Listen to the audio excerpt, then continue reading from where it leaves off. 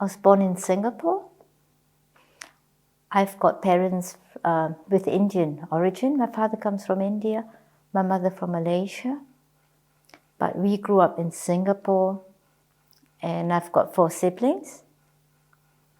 And I've got a lot of Islam or Muslim touched because we had a nanny who was from Indonesia. So I grew up very open with Christianity, Islam, and Buddhism and Hinduism. So, and today I'm out here. I left Singapore to do nursing in England, and after which I met my husband, who's German, and we moved then to Berlin. And since then, I'm living in Berlin for the last 25 years. I've got 2 children, Sarah and Kevin. One is 21, and Kevin is 18. And I've got a stepdaughter who's 35, and her little son who's about 16 months old. That's so much for me. And in this church, I feel good because we've got a lot of, I think, understanding for other religions as well. And we welcome these people, and we try and understand the problems and what Gottfried very much does, and the other pastor too, Christiana. What they do is always to welcome and as well not to pinpoint, not to judge. And this is something that has helped me, because I think I would feel very, very lost if I was in a church or in a group, a congregation or assembly where you feel completely that you're Christian and everybody who's not a Christian, like you know, this is something that I would not have been able to accept. When do you feel like you took on faith in your life? When I was maybe 12 or 13.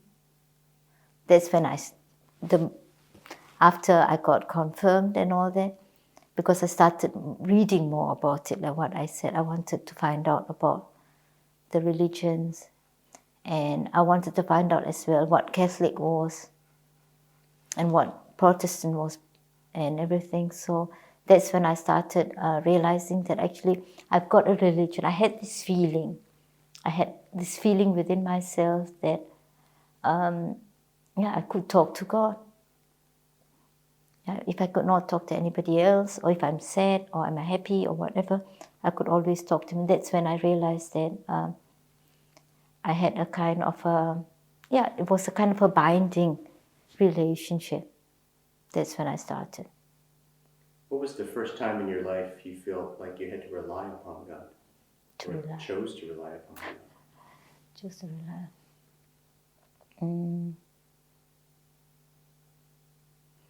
I think it was maybe 17 or 17, 18. My father passed away, and when I was 17. And it was a very sudden death. And I was still doing my A-levels. The others were working. My eldest sister was in Singapore. She had 2 children. And it was that point where my mother somehow had started this thing about, she didn't want me to continue studying or learning. That was more important that I should go out to work and earn money. And I was in the middle of my pre-university, and I didn't want to do that. I wanted to finish it, and I think it was part of her bereavement, I guess. That's what I believe, or I want to believe. And I kept telling myself, I want to finish my school. And I think that at that point, I had this feeling that I had to rely on God, because I could not speak to somebody about it. I could not speak to friends or anything about it. I just felt that it was so unfair. Everybody else could just go to school or go to college and come back. You learn, you go to the library, you come back. And I had to come back and then do this housework, and because I was not working, that was the problem. And growing up in an Indian family, it was such that you need to know how to keep your house clean and housekeeping and things like that. I must admit, I enjoyed doing such things at weekends, cooking or going to the markets and all that, but it did not give me time to study, and I think that was a struggle. And that's when I started having to rely more in the inner voice that I had. Yeah. So what did you do? What did I do? I did it. I continued and I finished my pre-university, and then I spent a year doing Youth for Christ. It was kind of a project where you work with youth, because I didn't know what to do after that. I wanted to do nursing, but I wanted to go abroad to do nursing. And the university, I did not qualify for the university. I could have done something to qualify for it, but I said it would not help me because I would not have any financial backing. My mother would not help, or she just felt that you're a girl. That's the most important thing, is that you should learn how to do housekeeping, and you'll end up in the kitchen anyway. Tell me about a time you doubted your faith. Okay, I doubted my faith. One of the times was when I wanted to marry my husband, who's here. He was divorced. He had a daughter then who was 8 or 9 years old. And I was in England, and I was with a group of ladies. Good. In England, it was such that I went to church. I did not have a real church because of where I was training. It was quite difficult to get there. I would be able to get to church maybe twice a month. So I never really had a kind of this congregation staying together like here. But I had a few friends, and they were all against my relationship. I mean, they knew that I was having a relationship with Carlo, but then when I decided to marry him, oh God, he's unequally yoked. That's written in the Bible that, he is divorced and he's been married and this and that. And I kept telling myself, oh God, what do I do? I started doubt. I would not say I doubted my religion, this whole group around me, because I said, you cannot condemn a person just because of his past. Yeah, somehow you must give them a chance to get back to the community. That was my very strong point about it. This was what I told them. Surely I was in love with him, and it had a different kind of wing about the whole thing. But I tried to, and I was doubting. I was telling myself, can this be? So I read through the Bible, through different things, and I said, I can't literally just, take it one-to-one from that time and now, because times have changed and everything. And I said, oh, good, if I think of my Hindu uncles and aunties here, if somebody passes away, if you're divorced, then you stay home, you stay in the kitchen all your life long as a woman. The guys can remarry or whatever, but the women don't. But I said it's not, and that was at one point that I started having problems. I think it was not doubting the religion, but it was the people around me who practiced the religion. There was one time. How did you resolve that? By going against them. I remember when I left England to come out here, and I was here, I think, for about 2 or 3 months before I got married. I got this letter still, because somebody at church, I would not consider her like a very close friend, but it was kind of a spiritual friend that we used to, and she was somebody who was very, very strict about following the rules of how she interpreted the Bible. And I remember getting this letter as well a month before we got married out here, that I should consider it because, that I am committing a crime, not a crime, but a sin, and this and that. I prayed about it, but I felt that I had the peace within myself. So that's how I solved it. But I spoke to my husband about it. Surely I did.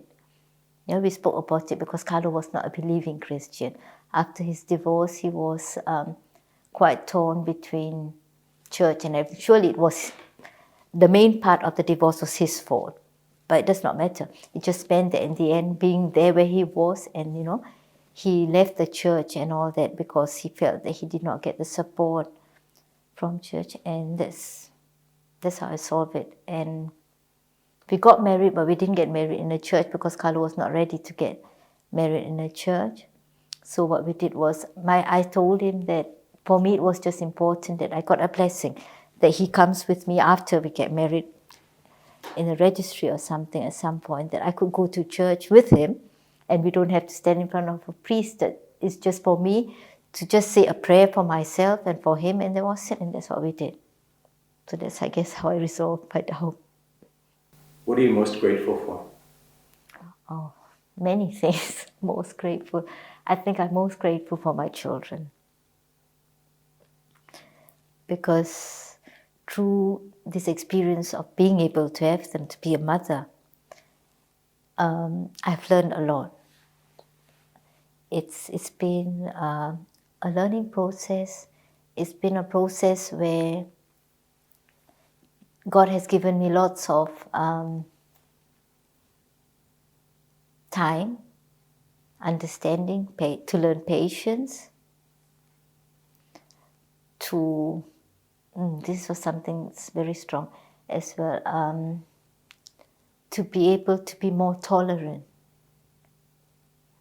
The children, they taught me many things, like growing up in Singapore, I never experienced spring and winter and things like that.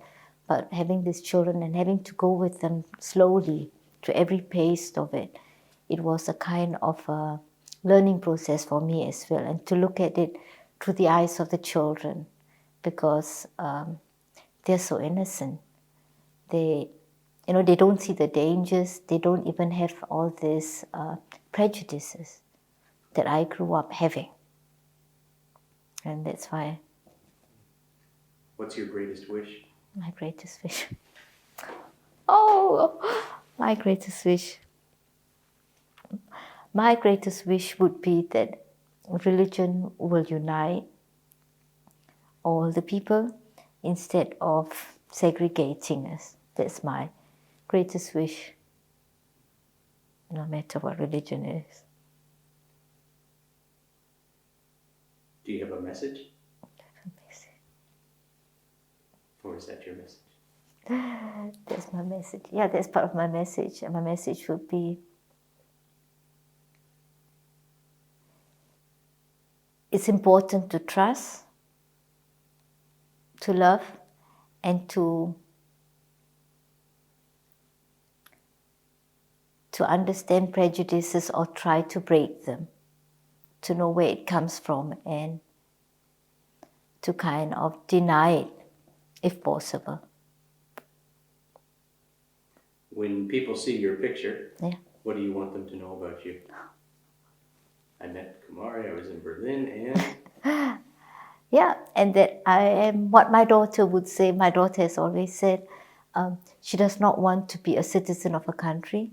She wants to be able to be a citizen of the world. That's, I think, great. To be able to be, to say that you belong to the world and not to one country, to one religion, or to one section of anything. That's what I want.